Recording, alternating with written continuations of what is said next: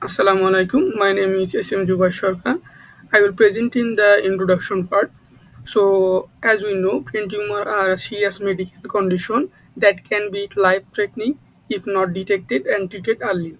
Traditional radiologists manually analysis MRI scan, which is time-consuming and sometimes error-prone process. This create a need for more efficient and reliable solution, and that's where artificial intelligence come in.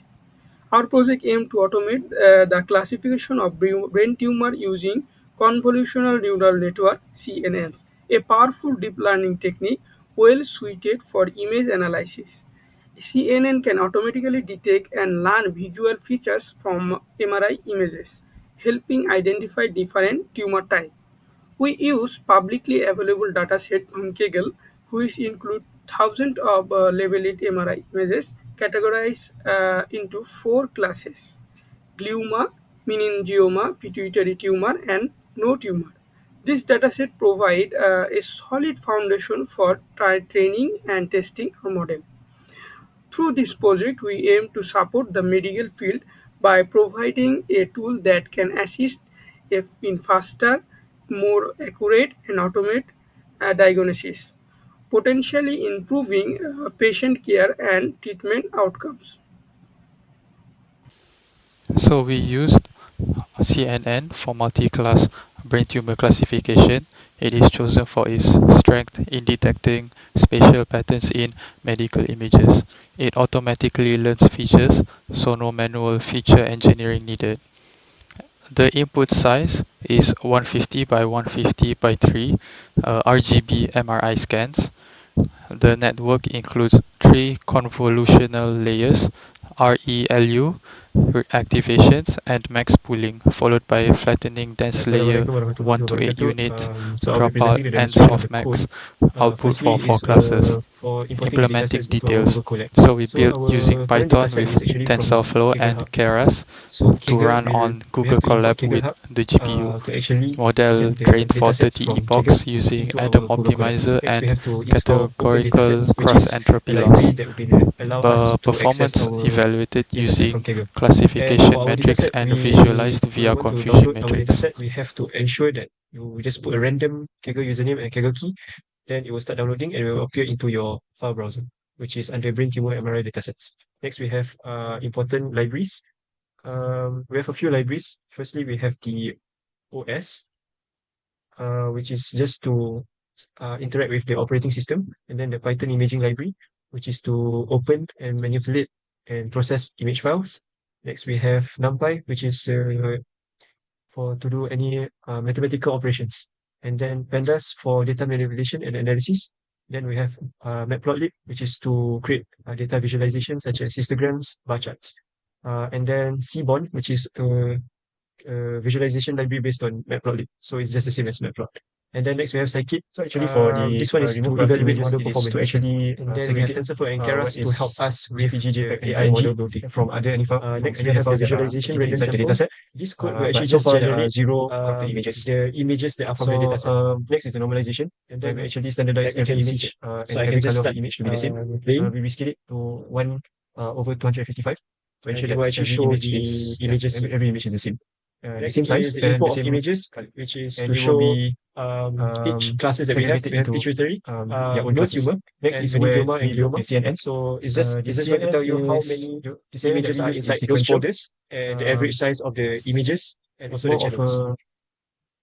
Then next we have the class distribution in datasets, CNN, that we use. This one is just to distribute image, the dataset according to the classes. Firstly, we have conv2d, and then we remove corrupted images. This is part of where we clean our data and ensure that each images are every convolution block can be easily used to train the AI model. For the first block, there will be 32 filters. We have normalization. Second block, there will be 64 filters, and the last block removing the 128 filters. So the 32 filters means that it has 32 different scanners, meaning that they are trying to detect a unique pattern in the image. And then when it goes into 64, meaning it will detect much more complex patterns. And then when it goes into 1 to 8 filters, then it will try to detect any detailed features like the tumor shapes or texture differences. So that will help a lot with the classification. So Conv2D is acts like it detects the basic shapes and edges. And then for the batch normalization, it uh, it ensures that the data is clean and stable, and then the dropout is it will prevent overfitting. The flattened and dense layer, which we'll see at the end of the three convolution blocks, it is like a decision maker who will take all the gathered information and decide which tumor type the image belongs to. Then next is the training model. This part it will take quite a while, usually around 5 to 6 minutes if you use the GPU to help. If you use the CPU, it will take quite a long time.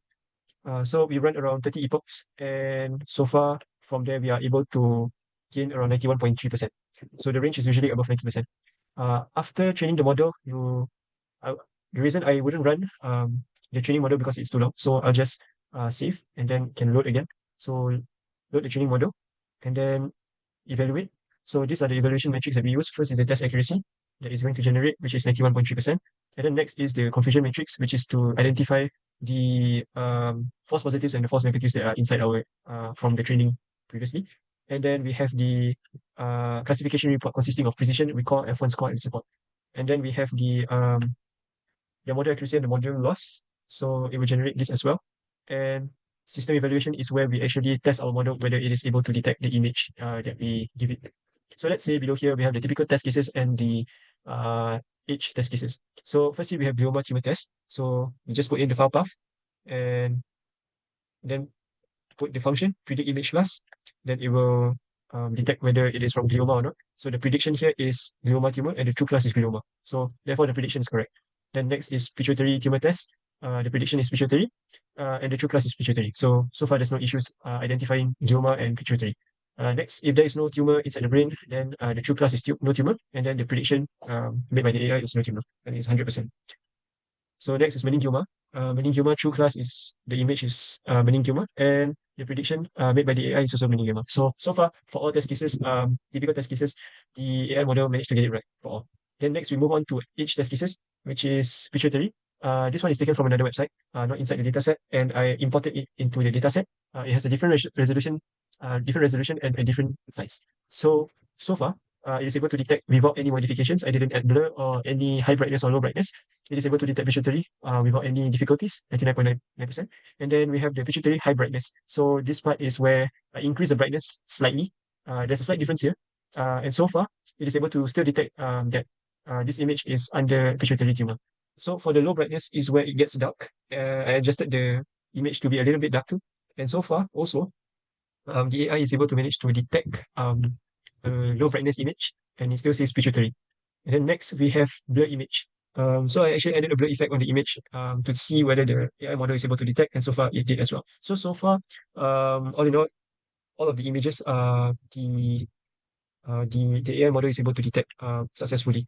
However, let's not forget about the confusion matrix.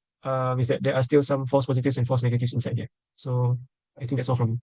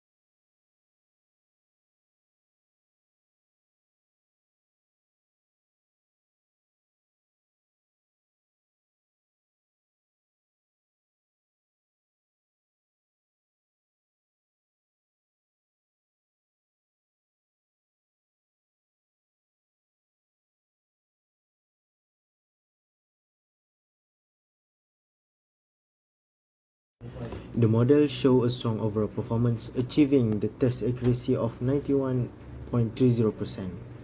From the graph, we can see that training accuracy steadily increased and reached nearly 99%, while the validation accuracy peaked around 85% and then fluctuated slightly. This indicates that while the model learned and training data very well, there was some overfitting as it didn't recognize quite as strongly to the validation set. The training loss dropped close to zero, but the validation loss remains somewhat inconsistent after the initial drop, which support this conclusion. From the matrix, we can observe that meningioma tumors are often misclassified as no tumor or pituitary, while other classes are predicted more accurately. For instance, 49 meningioma samples were incorrectly labeled as no tumor. In contrast, no tumor and pituitary classes show minimal confusion, which support their higher score in the classification report. So our model have several strengths, which is high overall accuracy in classifying brain tumor from MRI scan. Our model also effectively distinguish among four tumors categories. It also automatically learn features from MRI image using convolution layer. It also demonstrates the potential of deep learning in medical image analysis. It's also flexible architecture that allows integration with other advanced techniques. Despite its strength, the model exhibits certain limitations. A key issue is the class imbalance, particularly the underperformance in identifying meningioma tumors. This suggests that the model may be biased toward more prevalent classes in the dataset. Additionally, while basic data augmentation was applied, the model may still suffer from overfitting due to limitation variety in the training data. This implementation impact the model generalizability across different patient group and imaging condition. So, in conclude, we developed a CNN model that classifies brain tumors into four types and achieve 90% of test accuracy. It performed well for glioma, pituitary, and non-tumor classes, but a little bit struggle with meningioma due to class imbalance and visual similarities. For further improvement, we plan to balance the dataset, apply stronger data augmentation, and use pre-trained model like ResNet 50.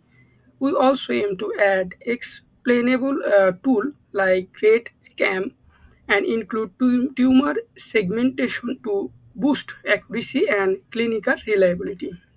That's all for us. Thank you so much.